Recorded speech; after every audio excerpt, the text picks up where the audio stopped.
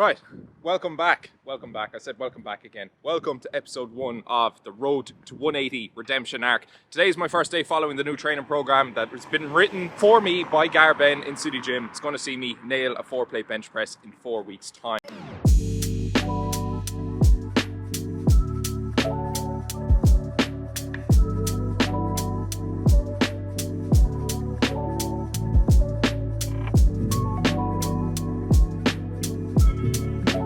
So less than 2 weeks after I got the front 2 tires on my car replaced, I got a fucking flat tire on the way to the gym. Fresh rubber, lad. If the crossroads wide, let her slide.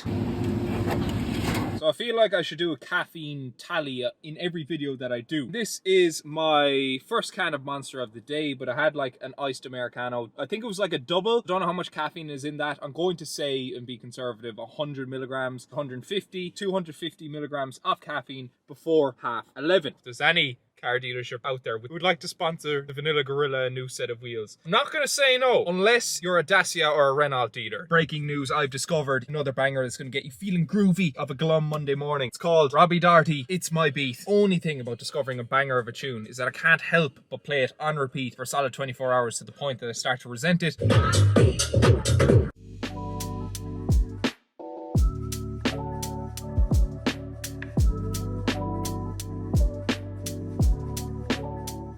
This is meal number 1, bagel with butter and jam and a protein shake. And I'm cutting. I tend to fast before my workout and then have my first meal after my workout. For the next 4 weeks, because I want to make sure that these powerlifting workouts are the most beneficial as they possibly can, that I'm going to be lining my stomach with a little bit of a pre-workout meal. With fasting, there can be a little bit of a trade-off in terms of strength. So I really want to make sure that I'm optimizing despite being in a cut. Got to get some Optimum Nutrition Fruit Punch pre-workout, roughly 300 milligrams of maybe slightly less than 300 milligrams. It can be a fuck ton of beta-alanine in that, so the face is going to be itched off me.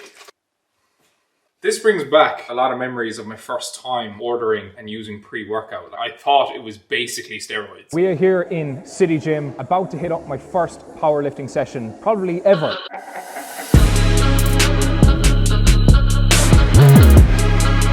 We're here in City Gym with the owner of City Gym, Gar Ben. Gar is the man behind the plan. 10 years of training, I've never had a coach. You're the first one. An honour. Yeah. We're looking to get an adequate stimulus, recover, move on, higher intensity, do the same again until the system adapts to a point where we can hit some big numbers. First exercise, comp bench. The first set is going to be the top set, which essentially means the heaviest weight. It's going to be for 1 repetition. We have 157.5 kilos. The only thing is my chest is a little bit sore because I hit a full intense chest day with Nesta. Within that I did 160 for 1, so probably defeats the purpose of doing my first powerlifting program today, but nonetheless we're going to get it done. That felt ridiculously difficult. That was 157.5. I did 160 yesterday and it absolutely flew up. After the top single of 157.5, so we have 130 kilos on the bar. Going to hit this for 3 sets of 3 reps each.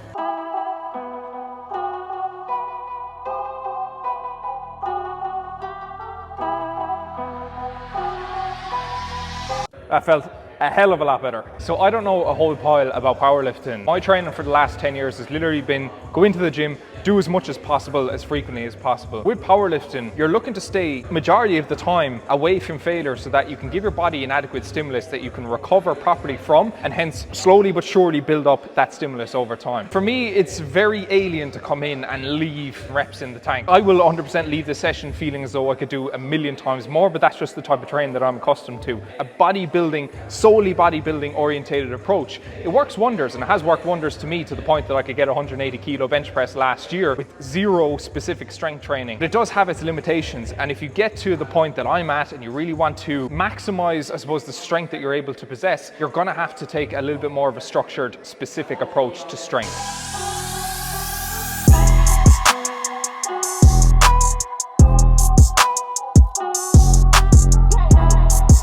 I had an epiphany that rather than touching and going, when it looks like you're bouncing the bar off your chest, I want to be able to pause it. But even if you pause that bar on your chest for 1 second, I think it just commands so much more authority. Puts beyond all doubt the fact that you fucked that weight up. Underrated SoundCloud tune of the week, Ariana Grande, Into You. Get after it. I was actually listening to it in the car on the way, and a load of lads walked past. To the naked ear, they just hear me listen to Ariana Grande, but I was like, I don't give a fuck. This tune absolutely slaps.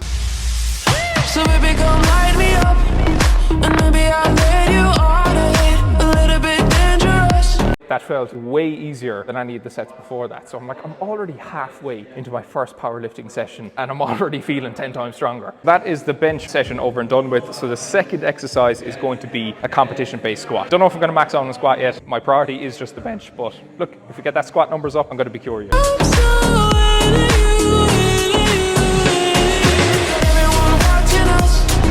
This is going to be the top set of the back squat, and we have 155 kilos on the bar, and we're going to aim to do 1 set for 3 repetitions.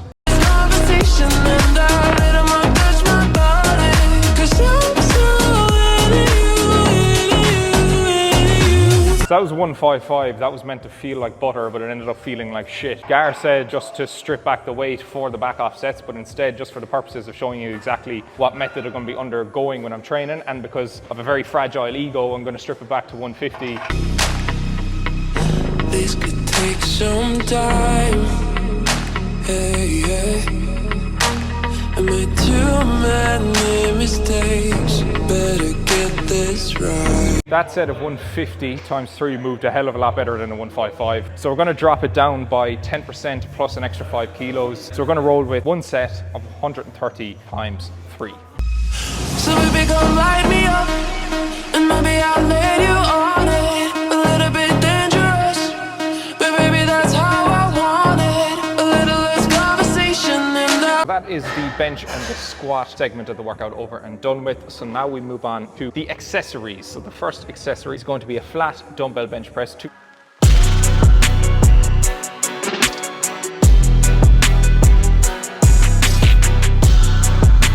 150 kilo dumbbell nearly caved in my cranium. So I got about 10 reps of 50 kilo with a very, very sore chest. Dropping the weight is not an option. That would mean my ego would have to take a massive dent. I've actually just decided to leave the accessory work for the chest at the 1 set. Not because I think I'm better than the program. Literally, my chest is in bits. Did I just hammer curl 40 kilo dumbbells up onto my lap? New PB.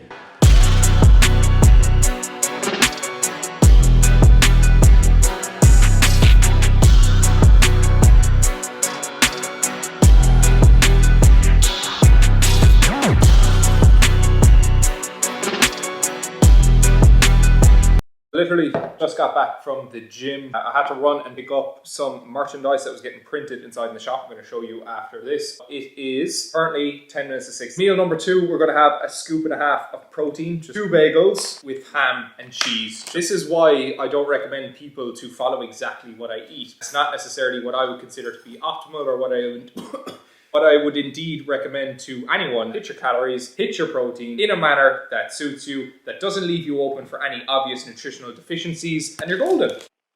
And maybe another tip is to not accidentally pour molded cheese onto your fucking bagel. That is fucking rank.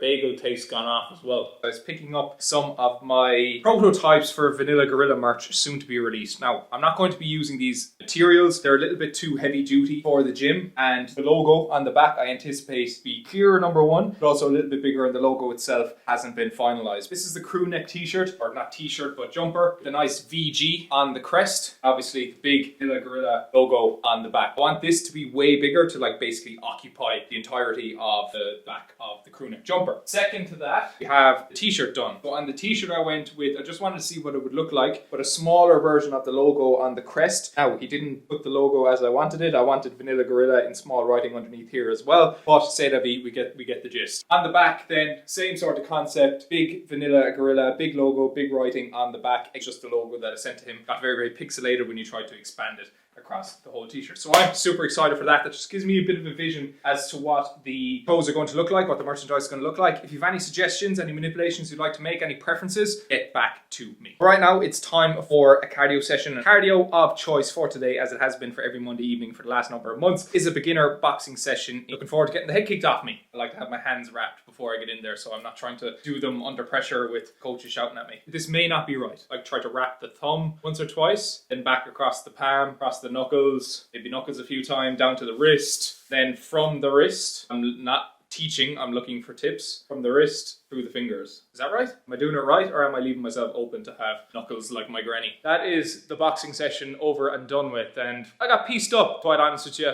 I got a shot right flush in the fucking chin. Negative is obviously that I'm gonna have a swollen jaw tomorrow. The positive, the fact that I'm gonna be shredded as fuck in about 3 days, because I'm not gonna be able to eat anything. This is the secret that PTs don't want to tell you. If you want to get shredded as fuck for summer, just get digged in the face. Final meal of the day is going to be 2 chicken breasts. I'm going to put on some spuds, provided that they're still in date, but I don't hold out much hope. Here's a tip. Now, it may or may not give your whole entire family salmonella, but let it thaw halfway so that it's not quite slimy and gooey. It just feels like you're cutting into an ice cream, and it doesn't feel half as disgusting as chopping up a chicken breast when it's fully thawed. It's going to take a hell of a lot more than salmonella to keep me down, fellas. That certainly does not look like how chicken is supposed to look. Hell, I'm fucking rolling with it. What's the worst that can happen? Let me just cross-contaminate the tripod by sticking my chicken greased hands over it and cross-contaminate every piece of cooking equipment in the house. 16 minutes, why not? I'm not driving.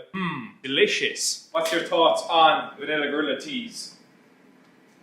Not too sure whether to go with the crest of the vanilla gorilla or the VG that you would have seen on the other jumper. I think the VG looks kind of fucking fresh, because it could be vanilla gorilla or it could also mean virgin. So both of those I'm absolutely game for. These are certainly not cooked, but in one tray we have 2 chicken breasts totaling between 400 and 500 grams. We also have chopped up baby potatoes with an onion. I'm gonna wrap up the video here because I'm a sweaty cunt and I need to go shower before I sit down and eat this. Alongside that, because I really want to shut the fuck up, optimize my protein intake for this 4-week block to ensure that in the absence of a calorie surplus, I'm doing everything that I possibly can with my protein intake. Thank you all for tuning in to yet another video. I know I'm spamming your YouTube feeds, but hopefully you're enjoying the videos coming up. I would really genuinely appreciate it from one vanilla gorilla to another to drop this video a little like. Cannot wait to see you in the next one.